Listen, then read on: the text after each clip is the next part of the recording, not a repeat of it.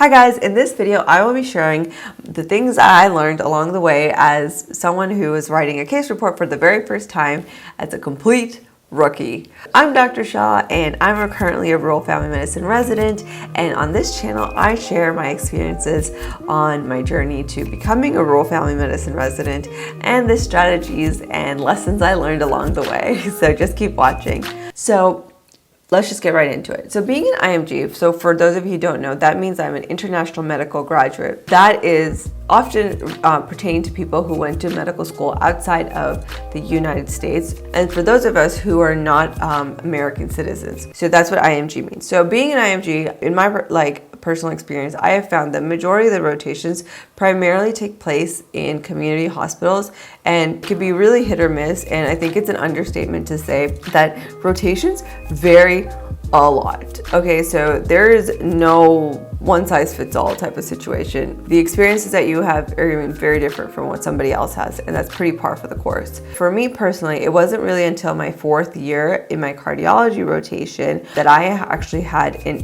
interventional cardiologist attending and an interventional cardiology fellow that was really interested in research and publications.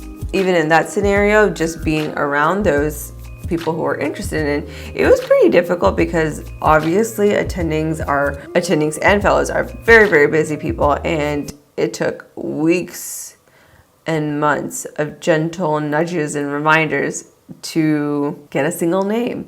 So I'll get into that a little bit. So pretty much I did most of this on my own, and I got a whole bunch of stuff wrong while I was trying to get the attention of my seniors, and this is pretty much the things that worked for me. So hopefully you won't have to go through this entire trial and error process because it is a pain in the butt.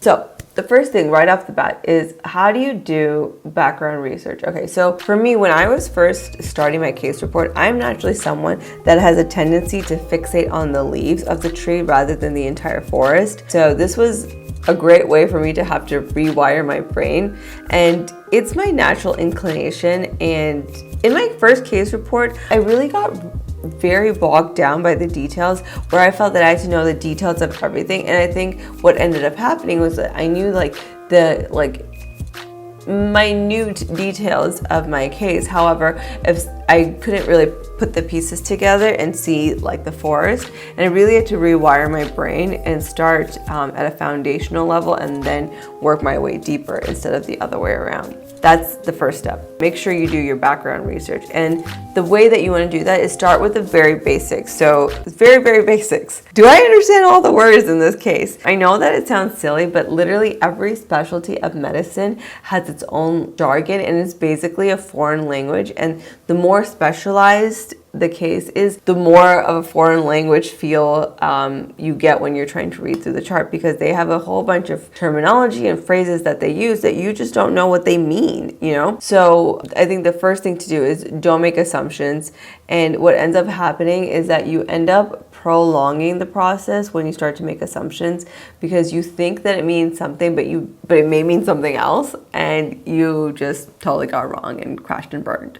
Definitely wouldn't want to do that, especially if you're in the business of saving time, because it definitely will not save you time if you're trying to figure all this stuff on your own all the time. And the thing is that even if you do your best work and you try to research and look things up, there's going to be things that you just don't know, and you're going to have to ask your attending. I mean, they are your attending. They have years of experience on you, and you're not going to know as much as they know. That's literally their entire job. But the thing is, the way that I would suggest bringing that up is that make a list of all the questions that you have for the attending and bring it up all at the same time. Because the thing is, attendings are very busy. Shocker, right? Oh my gosh. Groundbreaking news. They're very busy. So the way that you want to get their attention and keep their attention is if you're efficient and to the point about what you need to know and what exactly your question is. Because then they know exactly where to start with off the bat. The second point, after you've like, okay, do I understand all the words in this case? The second thing is, the second most important thing that you need to think about when you're writing this case report is like, what's the point? Why am I doing this? Why is anybody going to care to read it? Like, is it a new or rare disease? Is it a new condition? Do we have a new management strategy that's proven to be a little bit better? Is it something that's a rare presentation of an existing condition? What's the point? What's the point, and why should anybody read your paper? So you have to figure out that for yourself. Right after you figure out all the words that they're using in the paper and in the EMR. So between those two things, you have a pretty good solid foundation. The next point is know the case, okay? So it's imperative that you know the case inside out, backwards, forward.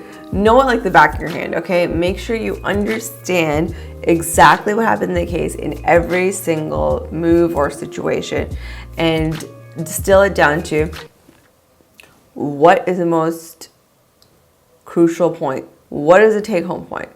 What am I trying to know? So this is the most important thing that you need to isolate because it's going to guide your research and learning the background. So those are 3 main tips on how to do background research. All right, so now you've done the background research. Once you've isolated the crucial point, the next thing you want to know is find a generalized review article or a meta-analysis that starts with the current background and just goes and delves deeper and deeper into it. So that's what I found worked for me. Often PubMed has like these review articles and they'll just go into very broad strokes at a very basic level, like what exactly is happening. And then based on that, you can go deeper and deeper and deeper.